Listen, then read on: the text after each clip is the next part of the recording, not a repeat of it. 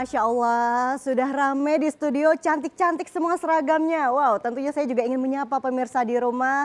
Halo pemirsa TVRI Jogja, semoga kabar baik selalu menyertai Anda sekeluarga ya. Dan senang sekali nih, kali ini saya Latifah Nur Muslimah bisa membersamai Anda. Tentunya di program acara kebanggaan kita, di mana lagi kalau bukan di Tablik Islami.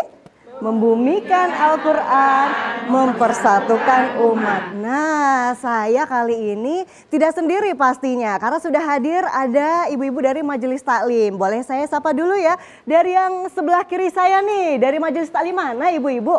Majelis Taklim Universitas Yogyakarta. Kami di sini Jamaah Nurul Fajri, jadi ibu yang soleha itu doa kami. Harapan kami, cerdas dan mandiri, takwa, beriman, beradab dan berakhlak. Masjid Nurul Fajri, kebanggaan kami. Masya Allah. Masya Allah, kompaknya luar biasa. Ini pasti latihannya sudah dari sebulan yang lalu ya Bu ya? Oke, luar biasa semangatnya. Tapi nggak mau kalah nih dari yang sebelah sini nih. Ini ijo-ijo royo-royo dari Majelis Taklim mana ibu-ibu?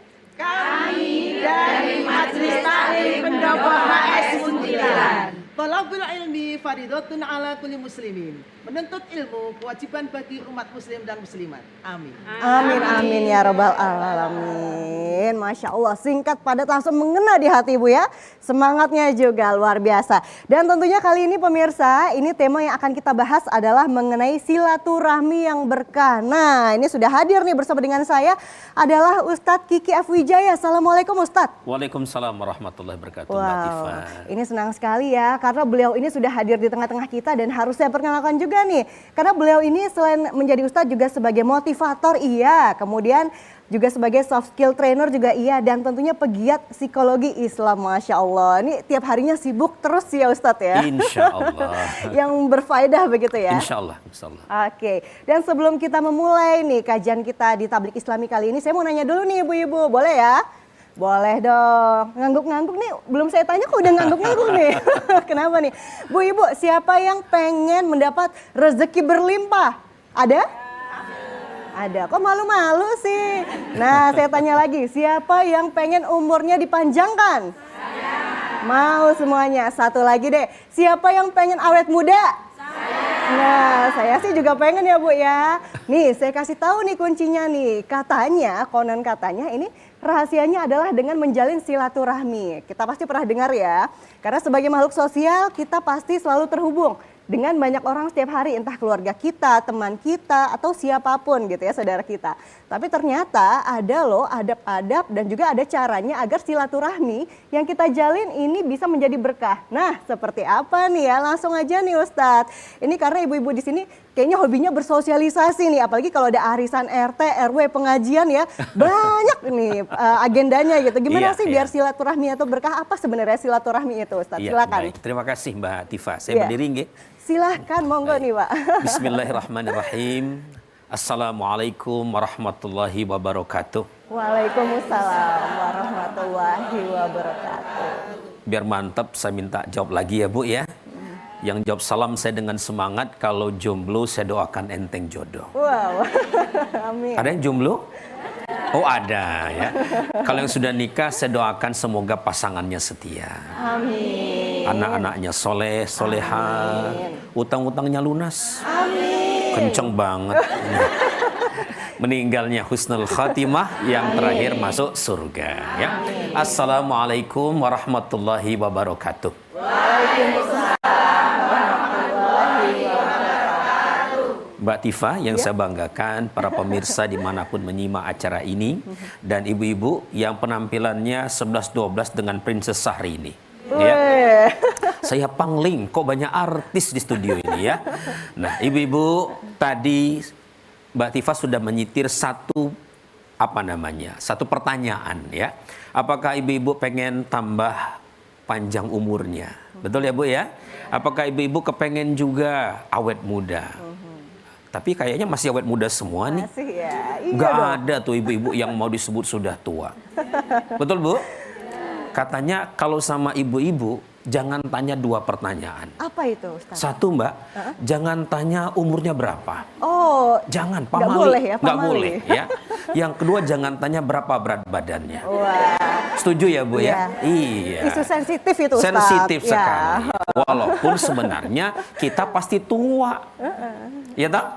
Kita punya, saya sering berseloroh Mbak Tifa, ada Ya. 3 tanda orang tua. Iya. Kalau ibu-ibu punya 3 tanda ini, hati-hati. Ibu-ibu sudah mendekati sakaratul maut. 1, tanda orang tua itu suka lagu-lagu nostalgia. Sudah belum? Green memories. Aku ya. jujur, belum ya. Yang kedua, tanda orang tua itu ibu-ibu minumannya selalu yang panas-panas. Manggut-manggut kayaknya sudah dekat ini ya. Tapi ada tanda ketiga, kalau ibu-ibu punya tanda ketiga, ibu-ibu sudah masuk daftar tunggu. Apa itu? Dari tubuhnya memancar aroma kayu putih dan balsem. Belum ya. Insya Allah masih lama semuanya. Amin. Nah, kita semua ibu-ibu pengen umur kita ini umur yang penuh barokah. Ya, Betul. makanya tadi judulnya silaturahmi yang membawa berkah. Nah, berkah itu apa? Berkah itu ditandai, Mbak Tifa, Iya. pemirsa, kita ini dan keluarga kita itu makin kesini, makin taat, makin dekat kepada Allah. Ya toh, Bu? Makanya ibu-ibu kalau pagi mestinya baca doa. Allahumma inni as'aluka ilman nafi'a wa rizqan thayyiba wa amalan mutaqabbala. Ya. Nah, ini doa yang kita pengharapkan kepada Allah. Nah, jalannya apa? Salah satu jalannya itu adalah dengan kita menjalin silaturahmi. Ada beberapa perbedaan. Yang benar mana sih? Silaturahmi atau silaturahim? Oh iya, beda Iya kan? tipis, Ustaz, Iya, ya? beda tipis kan itu ya. Kalau menggunakan bahasa Arab ya silaturahim. Tapi kalau dalam konteks keindonesiaan ya silaturahmi. Sama saja, gak usah ribut, gak usah gontok-gontokan. Asal katanya silah, yang artinya hubungan. Rahim ya, kita tahu rahim Bu ya. Rahim itu artinya kekerabatan, kekeluargaan atau kasih sayang ya. Nah, maka kalau kita bicara silaturahmi, artinya kita itu menyambung kekerabatan, menyambung kekeluargaan, menyambung silaturahmi, menyambung kasih sayang. Nah, cuma ada tambahan di judul kita itu berkahnya. Karena kita ini sering ketemu dengan banyak orang. Betul. Tapi ketemunya itu belum tentu mendatangkan berkah. Kok bisa? Datangnya ngutang. Ya tak? Datangnya untuk kepentingannya pribadi. Kalau ibu didatangi oleh orang yang mau ngutang, senang apa enggak biasanya itu? Susah jawabnya nih kayaknya ya. Iya. Tapi kalau yang itu terjadi kadang-kadang kita aja jadi enggan toh. Iya. Nah, kita itu penyakitnya kalau utang orang lain sama kita ingat, kalau utang kita sama orang lain lupa itu Bu ya. Nah, jadi silaturahmi yang mendatangkan berkah itu kalau kita memasukkan rasa bahagia ke hati orang yang kita datangi itu. Kan banyak tuh orang sering datang ke rumah kita tapi nagih utang. Nah, itu tidak bisa kita sebut sebagai silaturahmi yang mendatangkan berkah, ya kan?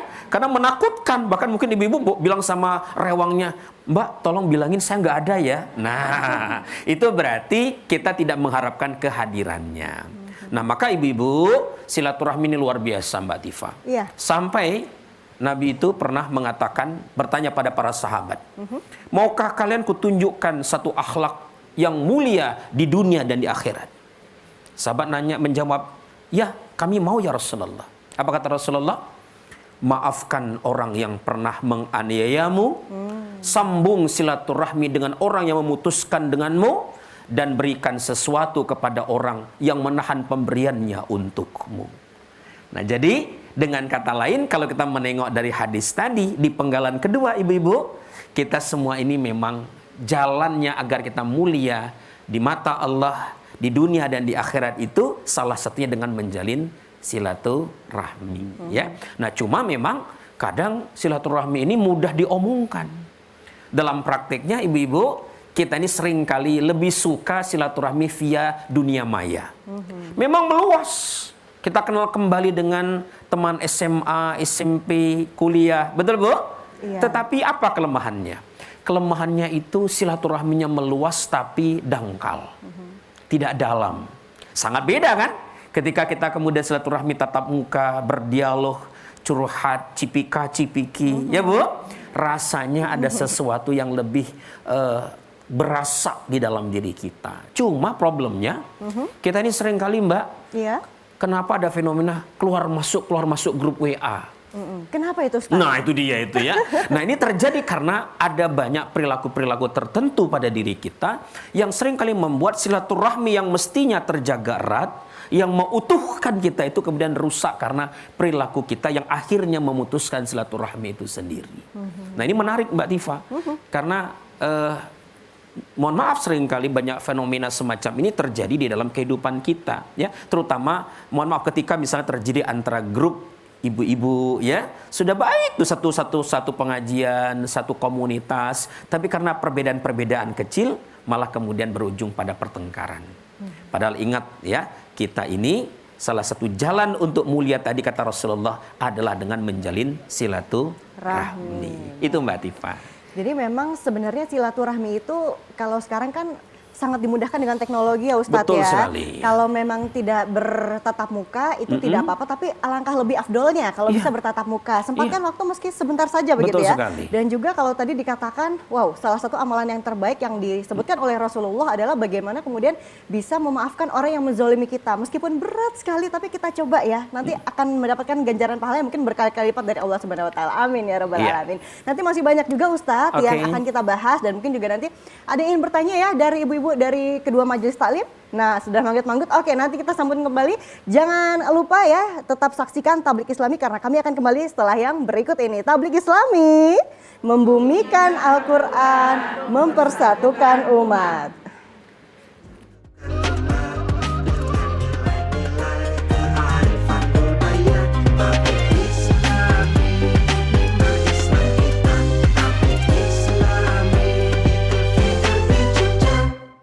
أعوذ بالله من الشيطان الرجيم بسم الله الرحمن الرحيم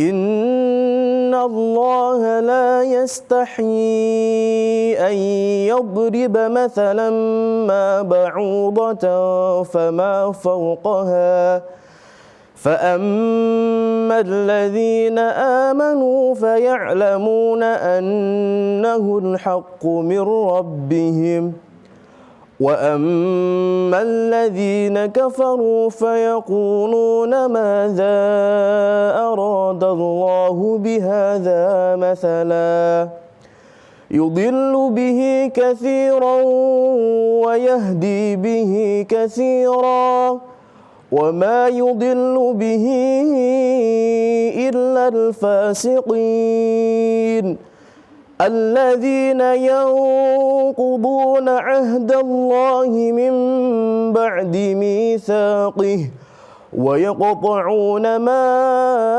أمر الله به أن يوصل ويفسدون في الأرض أولئك هم الخاسرون صدق الله العظيم. Ya, Masya Allah, indah sekali lantunan ayat suci yang tadi telah disampaikan begitu ya, dilakukan oleh kori kita Mas Farouk, terima kasih. Yang tadi sudah melantunkan Quran Surah Al-Baqarah ayat 26 sampai dengan 27. Semoga bagi yang membacakan dan yang mendengarkan mendapatkan limpahan rahmat dan juga pahala berkali-kali lipat dari Allah Subhanahu Wa Taala. Amin ya Robbal Alamin. Nah Ustadz, apa sekiranya pesan esensial yang termaktub dalam Quran Surah Al-Baqarah ayat 26 sampai 27 tadi Ustadz, silakan. Ya, baik. Apa yang dibacakan Mas Farouk tadi, ibu-ibu, berbicara tentang satu karakter manusia yang disebut sebagai orang yang fasik. Ya. Orang yang fasik itu orang yang tahu ini benar, tapi nggak diikuti. Tahu ini salah, tapi dikerjain. Nah, itu orang yang fasik. Ya. Salah satu tandanya, terutama dalam Al-Baqarah ayat 27, disebutkan di situ, alladzina yanquduna ahdallahi min ba'di mitsaqih wa yaqta'una ma amarallahu bihi ayyusalla wa yufsiduna fil ard. Di penggalan kedua itu ada orang yang senang memutus apa yang mestinya dihubungkan. Ya silaturahmi, ya. Jadi sudah saya singgung di segmen awal tadi, ada orang yang dikit-dikit keluar dari grup WA. Karena nggak cocok keluar. Nanti ngubungin admin lagi, tolong masukin dong. Nah, Minta di-invite ya iya, Ustaz ya. kan capek, repot Iya. kalau ketemu orang kayak begitu. Nah ini Mbak Tifa, Iya. fenomena yang sering kita jumpai. Ya, karena itulah kita ini harus menghindari berbagai perilaku yang membuat kita akhirnya memutuskan silaturahmi itu. Padahal ketika kita dalam situasi sulit, ibu-ibu, ya di rumah kita misalnya, ya, kemana kita akan meminta tolong kalau kita dalam kesulitan? Bukan saudara jauh, tapi tetangga kita, ya kan? Iya.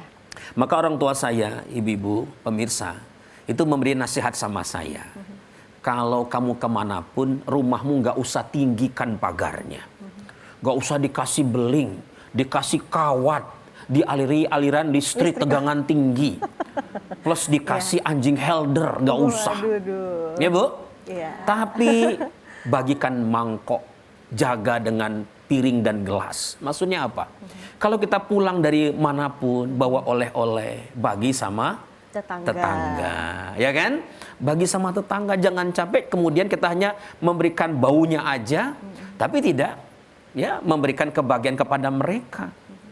Karena itu kita perlu berbagi kebahagiaan. Makanya Mbak Tifa, Ya. para psikolog positif mengatakan salah satu cara tercepat untuk bahagia justru bahagiakan orang lain. Aneh kan? Aneh. Ya? Jadi bukan menuntut kebahagiaan, tetapi justru membahagiakan orang lain. Alasannya karena kebahagiaan itu, ibu-ibu, pemirsa, nular. Iya, betul. Nular, betul. ya. Kalau kita ketemu dengan orang yang energinya positif, orangnya wajahnya sumringah, suka senyum, ya, kita pun akan ikut-ikutan juga. Jadi senyum-senyum sendiri. Oh enggak ya. Iya. Karena itu Mbak, Ya. satu yang harus dihindari ibu-ibu, jangan mudah baperan. Nah, itu susah tuh. Sekarang Iya. tuh dari yang segala umur tuh gampang baper, gampang galau nih Ustaz, gimana? Itu yang paling sulit ya. Yang paling sulit. Karena kita tuh suka baperan. Iya. Ya. Nah, padahal sebenarnya nggak harus baperan gitu loh ya. Karena kita memang susah sekali mengendalikan apa yang ada di dalam konten grup WA kita misalnya. Atau ketika kita itu kumpul dalam komunitas tertentu. Iya. Pernah pengalaman Mbak Tifa? Seperti apa? Mungkin bisa dijawab sekalian nanti pertanyaan dari audiens juga nih ya. Oh boleh ya, Boleh. Bella. Kita Nanti bisa persilakan ya contoh-contoh langsung ya. konkret mereka bisa kita bicarakan lebih dalam lagi. Betul. Oke, langsung saja ini sepertinya sudah ada yang bertanya nih. Ibu, monggo Ibu dari Majelis Taklim Pendopo HS ya. Sebelah kanan saya yang ijo-ijo royo-royo ini, silakan Ibu yang ingin bertanya siapa? Nah, Assalamualaikum silakan warahmatullahi wabarakatuh. Kami Ibu Azizah dari Muntilan. Dari Muntilan, Izin bertanya ya. Pak, hubungannya dengan silaturahmi. Bagaimanakah hukumnya secara agama bersilaturahmi melalui medsos, baik itu melalui WA maupun video call? Hubungannya dengan apabila kita meminta maaf. Jadi apabila ada teman, saudara atau siapapun keluarga kita atau kita sendiri pun yang merasa salah kepada teman atau rekan kita, kemudian kita karena berjauhan ataupun tidak bisa bersilaturahmi langsung, maka kita melalui video call ataupun WA. Itu bagaimana hukumnya secara agama? Sudah sah ataukah belum? Ya. Demikian ya Pak, terima Ya. kasih. Assalamualaikum warahmatullahi wabarakatuh. Waalaikumsalam warahmatullahi wabarakatuh. Silakan Ustaz. Iya, baik Ibu. Ini pertanyaannya berat ya. Jawabannya ringan apa Jawabannya berat? mudah-mudahan ringan ya. Oh, baik. Apa nih? Iya. Iya. Begini Ibu, memang ada satu hadis yang mengatakan ketika dua orang bertemu lalu dia berjabat tangan, sebelum mereka berpisah kata Rasulullah, dosanya itu sudah dihapuskan. Luar biasa kan? Iya. Nah, cuma hari ini kan kita tahu bahwa dalam beberapa momentum kita kan susah bertatap muka langsung. Ya kan? Iya. Saya ini Mbak Tifa dari Palembang. Ya. Harus mudik ke Palembang dari Jogja. Ibu-ibu tahu sendiri kan? Mesti menguras dompet. Nah, padahal mungkin saya pernah salah. dengan seseorang. Nah, tentu saja ketika kita menggunakan media sosial, misalnya begitu, itu yang penting adalah esensi permaafan kita itu, ya, tersampaikan kepada orang itu. Karena memang ibu-ibu, kita ini punya banyak dosa. Cuma kita seringkali menganggap dosa itu hanya berhubungan kita dengan Allah, ya kan? Padahal kata Imam Al-Ghazali, ada 3 dosa. Dosa terkait dengan meninggalkan kewajiban kita kepada Allah. 2, dosa mengerjakan larangan Allah. Ya. Dan yang ketiga, dosa kepada sesama manusia. Beliau pertajam lagi. 1, ada dosa terkait dengan urusan harta. Saya singgung tadi, kita lupa bayar utang. Tapi dia nggak ikhlas, ya itu dosa juga. Urusan jiwa. Mohon maaf tuh, ada kejadian pembunuhan tanpa alasan yang dibenarkan, itu dosa. Yang ketiga, urusan perasaan. Nah nih ya, kita misalnya pernah ngomongin dia di belakang. Ya kan? Nah, padahal dia nggak suka tuh kita dibicarakan. Yang ketiga, urusan kehormatan. Kita sebarkan fitnah. Sekarang muncul yang namanya hoax, ya kan? Betul. Berita bohong untuk menjatuhkan kredibilitas orang lain. Dan jangan lupa, ada dosa terkait dengan urusan agama. Kita mudah mengkafirkan orang. Mudah menganggap dia pelaku bid'ah, ya kan? Nah, ini kadang-kadang kita lupa bahwa itu sebenarnya seringkali tidak terselesaikan. Kalau dosa pertama, kedua beres dengan Allah, gampang, Bu. Tapi dengan yang kedua, yang ketiga ini tidak cukup. Kita harus minta kepada orang tersebut untuk memaafkan kita. Oke, Ya, itu yang harus kita lakukan, Mbak. Yang harus dilakukan ya, meminta maaf secara langsung, jadi sama-sama lega Ustadz ya? Iya, Oke. ya. Kalau nggak memungkinkan, boleh menggunakan media sosial. Berarti tidak Iya, masalah ya? Tidak ada masalah. Baik, sudah terjawab ya Ibu ya? Oke, saya berpindah nih ke Ibu yang ada di sebelah kiri saya dari Majelis Taklim Nurul Fajri. Siapa yang ingin bertanya? Ibu silakan, sebutkan nama. Terima kasih. Saya Ibu Yanti Wahyu dari Majelis Taklim Nurul Fajri Jakarta. Izin tanya Ustadz, Silakan Ibu. bagaimana cara bersilaturahmi yang benar menurut Islam? Terima kasih. Assalamualaikum warahmatullahi wabarakatuh. Waalaikumsalam warahmatullahi wabarakatuh. Kalau tadi pertanyaannya bagaimana cara bersilaturahmi yang benar? Apakah juga ada yang salah Ustadz? Silakan. Iya, iya. Yang salah itu kalau kita datang tidak mendatangkan kebahagiaan untuk orang lain. Ya. Jadi silaturahmi yang benar itu harus memasukkan kesenangan, kebahagiaan orang kepada orang lain. Kata kuncinya itu, ya. Makanya ibu-ibu, kita dalam bersilaturahmi itu harus benar-benar memperhatikan. Satu contoh sederhana saja. Kita bertamu saja, ya, bertamu mengetuk pintu itu ya. Ini banyak orang kadang-kadang nggak paham. Jangan menunggu di depan pintu dia. Kenapa? Kalau terbuka pintunya, mungkin ada hal-hal yang dia belum siap menerima kita, terbuka aurat rumah itu, ya Bu? Itu kita harus menghindarkan. Jadi upayakan berada pada posisi misalnya menyamping sedikit, sehingga kita tidak melihat aurat di dalam rumah itu. Yang kita tidak boleh untuk melihatnya. Contohnya itu, ya. Yang kedua, ya tentu kalau kita bertamu, setidak-tidaknya ya kita ke sana itu membawa buah tangan, ya Bu ya. Membawa buah tangan, membawa sesuatu sederhana, tetapi itu sesuatu yang barangkali tidak dilihat dari jumlahnya atau beratnya, tetapi yang kita bawakan kepada mereka itu rasa cinta kita kepada mereka. Ya, itu beberapa hal ya Bu ya. Nah, yang nggak betul ya tadi sudah kebalikannya. Kita silaturahmi bukan mendatangkan kesenangan, tapi justru membuat orang itu merasa tidak aman, tidak nyaman, tidak suka dengan hadirnya diri kita di tengah kehidupan mereka. Baik. Itu Ibu.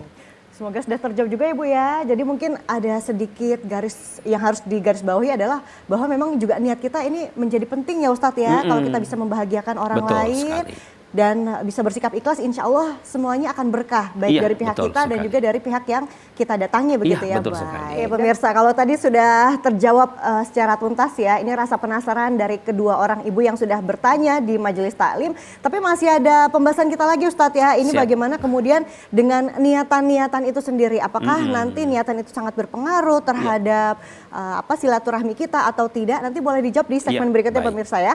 Dan jangan kemana-mana, kita akan masih tetap di Tablik Islami. Oleh karena itu tetaplah bersama dengan kami.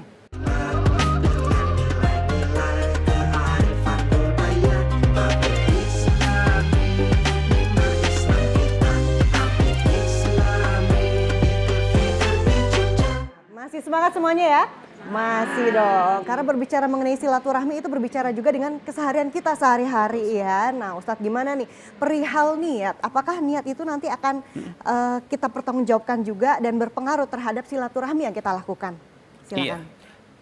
Namanya niat, ibu-ibu pemirsa, itu adalah dasar semua perilaku kita. Ya, ketika kita tulus niatnya dalam berhubungan dengan orang lain, menambah saudara, memperluas jejaring sosial, itu sesuatu yang sangat baik dalam kehidupan kita. Ya. Yang kedua, jangan lupa Mbak Tifa, Ya.